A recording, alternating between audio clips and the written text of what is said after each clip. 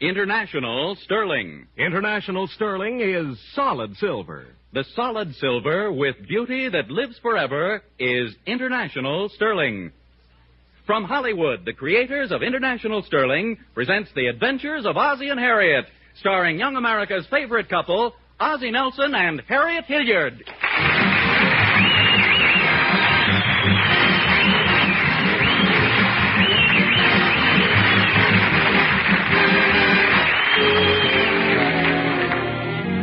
It's late afternoon as we join the Nelsons at 1847 Rogers Road. Harriet is sitting in the living room, and little David is just entering the house. Is that you, David? Yes, Mother. All through playing? Yes, Mother. I was just going upstairs to get ready for dinner. I want to brush my shoes and change my clothes and clean my teeth and wash my face. David, come in here. I want to talk to you. I'll be right there in about 5 minutes. You come in here right now, young man. I've been a mother long enough to know when something's wrong. All right, Mother. Here I am. Oh, David Nelson, look at you. Your pants are torn, your sweater's ripped, your face is scratched, and your lip is cut. Mother, there's something I want to tell you. I've been fighting. Yeah. Well, that's rather obvious, to say the least. How'd it happen? Well, you know that boy Hubert Jones down the block? Well, me and him... Not me and him. I mean, him and me, him and I, we had a few words. What do you mean you had a few words? Well, we didn't do much talking. David, you know very well that fighting in the streets is terrible, and I won't have it. Well, gee whiz, Mom. It wasn't all my fault. He said something to me I didn't like, and I said something back to him. And I kind of pushed out my fist, and he banged his nose against it. I think I've heard just about enough. You'll have to be punished, David. I don't like to say that, but I'm afraid it's necessary. Oh, Mom. Now, don't look up at me with that sad face and try to break my heart, because it's not going to do any good. I think this is something for your father to handle. Oh, Ozzie! Ozzie! Well, coming, dear. What is it, Harriet? Just look at David. He's been out fighting in the street with that Jones boy. It's disgraceful, that's what it is. You're his father, and I think you ought to say something to him. David? Yes, Dad? Who won?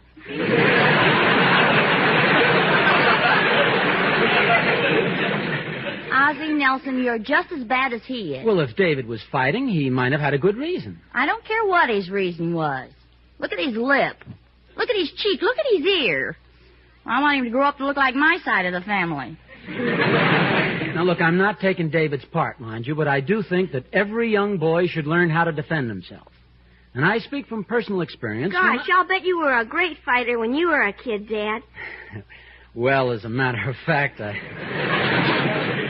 guess I was, David. Did you get many Indians?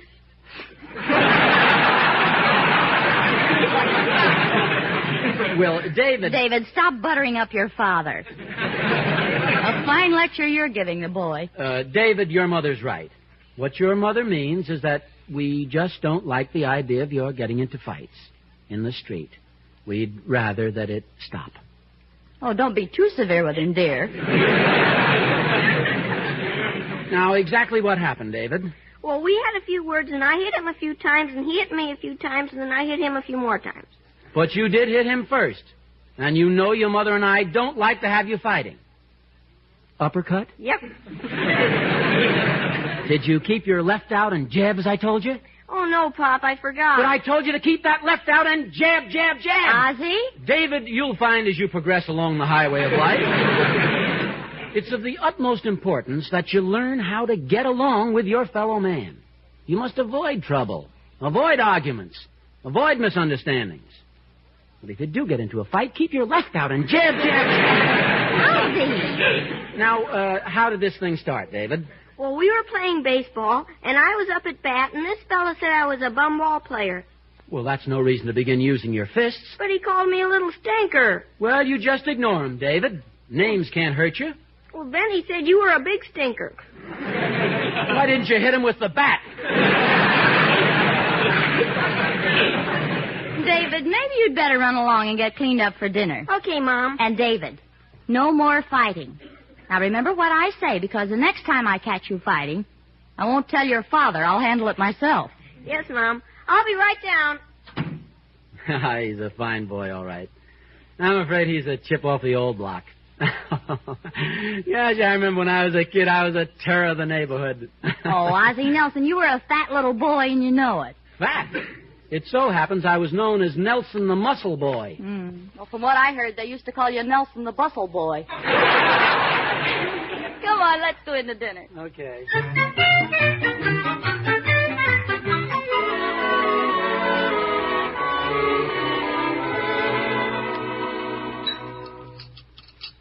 Gee, I'm glad the meat situation's eased up. Sure is good to eat a steak for a change. Was yours tender? Oh, perfect. Very tender.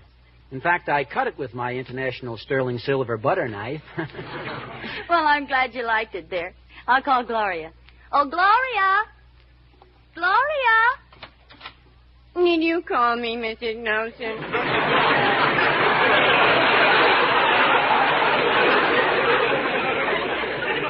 Yes, Gloria, I did. We finished dinner. Oh, it was wonderful, too. Oh, thank you.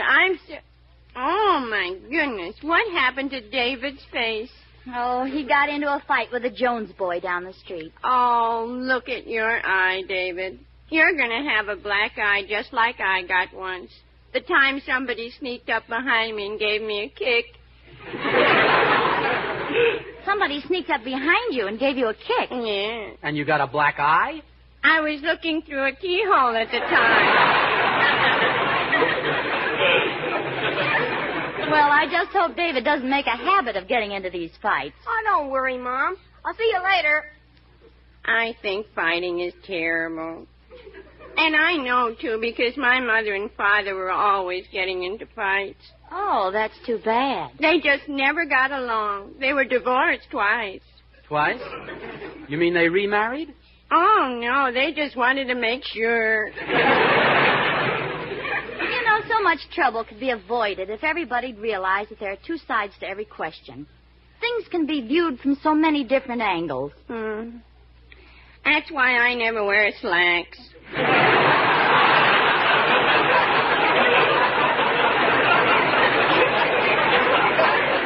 Well, that's something else again. What I meant was that coming to blows is so foolish. The old saying is still true. Might doesn't make right. Mrs. Nelson, you've never been out with a sailor, have you? Well, not lately, Gloria, anyway. I'll get it. Yes? That's the kid's father, Unc. Hit him. What?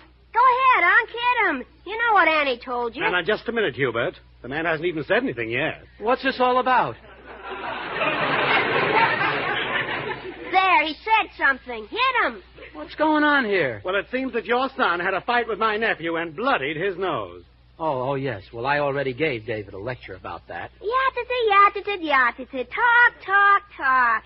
Hit him, Uncle Peter, and let's go home. Now, just a minute, son. You're bigger than David. Why can't you settle your own arguments? Because the psychiatrist says I'm a delicate, sensitive boy who abhors violence. Go ahead, bust him on, Unc. Your uncle's not going to hit anybody. That's what you think. Hubert, you better wait out in the car. Some of the things I'm going to say to Mr. Nelson may not be fit for you to hear. But, Uncle Peter, I want to hear. I'm sure your Aunt Bertha would not approve. Now go. Go. Well, okay. But be sure you give him you know what. Okay, he's gone. Now, just what is this you're going to say to me? Shake hands. You've got a fine boy. I'm Hubert's uncle, but Hubert is one of the most spoiled, mean brats that I have ever seen. Well, my gosh, how can an uncle speak that way about his nephew? Well, I'm not really his uncle. I'm only his uncle through an error.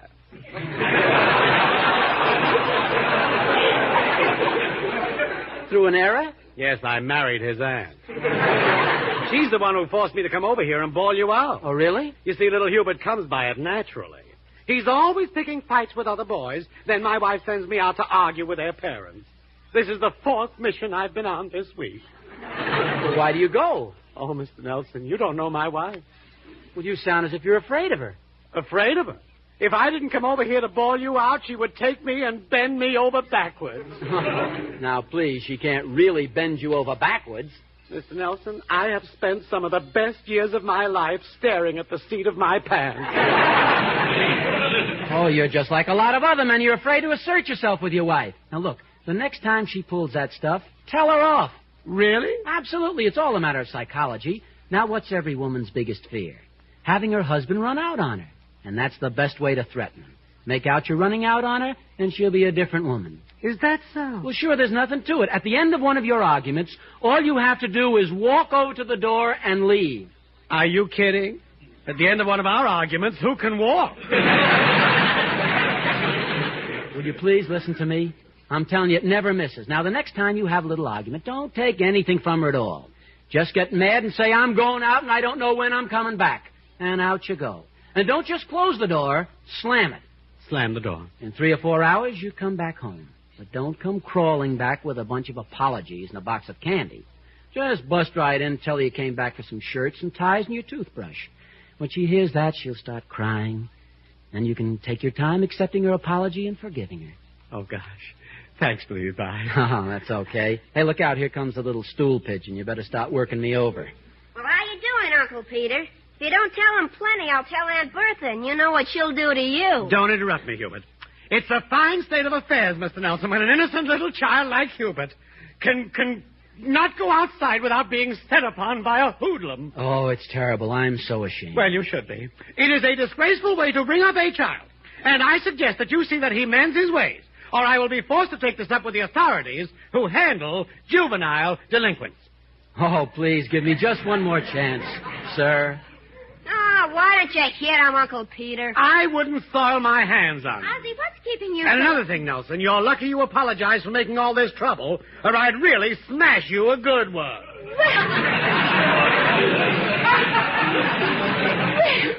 Ozzie, are you going to stand there and let him say things like that? Well, I'll explain later. And don't let it happen again. Goodbye. And you're peachy, Mr. Nelson. Why, Ozzie Nelson, I'm surprised at you. Now, stop jumping to conclusions. The idea is just standing there and taking all that abuse. Will you let me explain, please? I was just saving the poor guy's life, that's all. His wife made him come over here and do that. You mean you let him say those things to keep his wife happy? Well, what's wrong with doing a guy a favor? Well, leave it to men to figure out a thing like that, of all the idiotic things. Well, I don't see anything idiotic about it. I just helped them out, that's all. Besides, if men are idiotic, what are women? Oh, go on. Go on. It's just about time to bring up women drivers to prove your point, isn't it? No, it isn't. I happen to think that women drivers drive very well, considering they keep their eyes closed in traffic. Well, it happens to be a well-known fact that men are sillier than women. It does? Yes. Ask any woman. Harriet, maybe you're right at that. Maybe men are sillier than women. Oh, so you finally admit it. Yes, sir, they must be sillier than women, because look how silly women are, and men marry them. Oh, why, Ozzie Now, look Nelson. here, I'm not the type to argue. I happen to know there's only one way for a husband to handle a situation like this, and that's this way. Goodbye. Oh, Ozzie! Ozzie, come back! Yes? You forgot your hat.